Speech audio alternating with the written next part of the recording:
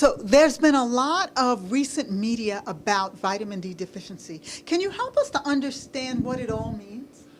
Well, I'm really glad you asked that question because vitamin D, to me, is what's going on in the United States today is that we have a vitamin D epidemic, deficiency epidemic. Vitamin D traditionally we've gotten it from the sun. Sunlight exposure, ultraviolet B exposure produces vitamin D with a skin reaction. And over the last 30 years, 40 years, it seems like everybody in America has been urged to stay out of the sun. And I understand that you have to be cautious about the sun and you don't want to burn, but I think that health advice has been catastrophic. We see deficiencies of up to 90% in the African American community, in the Hispanic community, in the white community, Caucasian, it might be 70%.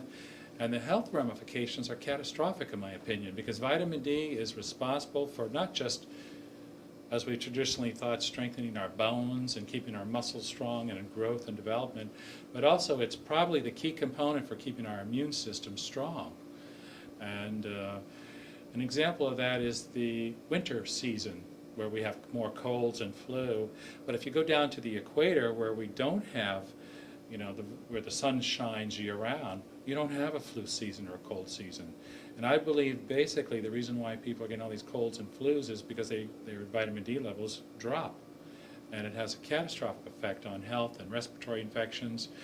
Because it is a key component of our immune system, we're finding out that research is telling us that it's probably the most powerful anti-carcinogen, because of its ability to strengthen our immune function. So when our D levels go down, we're more susceptible to cancer.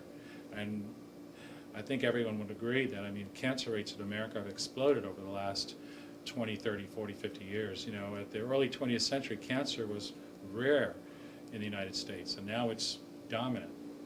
Other health considerations that we found and discovered vitamin D plays a role in is every autoimmune illness, and that involves multiple sclerosis, Crohn's, ulcerative colitis, lupus, asthma, major component of inflammation and asthma when you're deficient in vitamin D.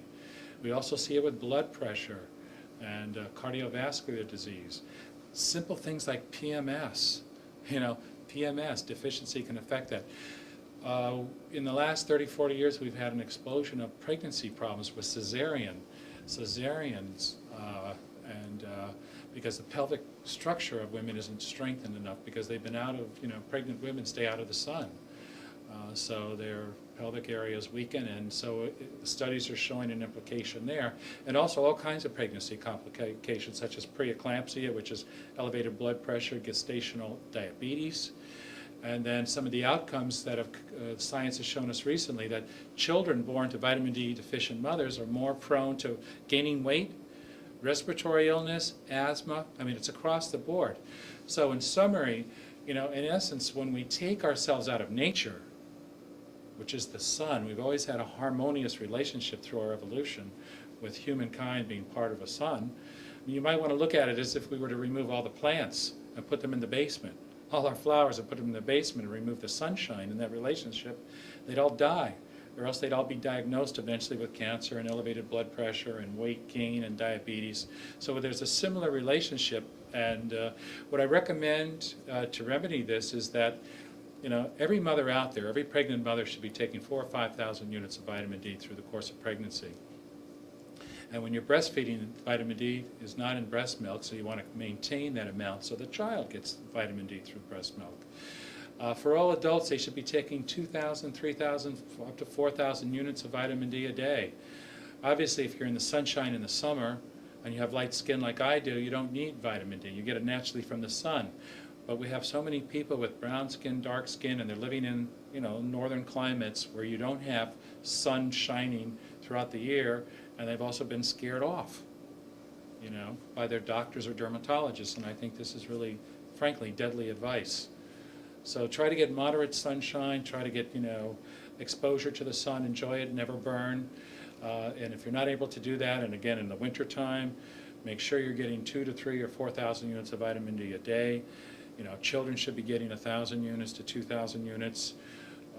It's hard to get it in food. You get a little bit in milk and dairy and, certain supplements, supplemented foods like grains. But You know, and you could also ask your doctor to do a lab test to see where you stand on vitamin D. There is a lab test you can get called the 25-hydroxy vitamin D. Your doctor would know about that, and find out what your D status is. Since and the last point I'd like to make, since it plays such a major role in our strength, our muscles and bones, anyone out there who's seeking to be more competitive, who has children out there who are involved in sports and athletics, when you get the D levels up, you're going to find they have a competitive advantage, because this is like nature's steroidal hormone. Your muscles will be stronger, your bones will be stronger naturally.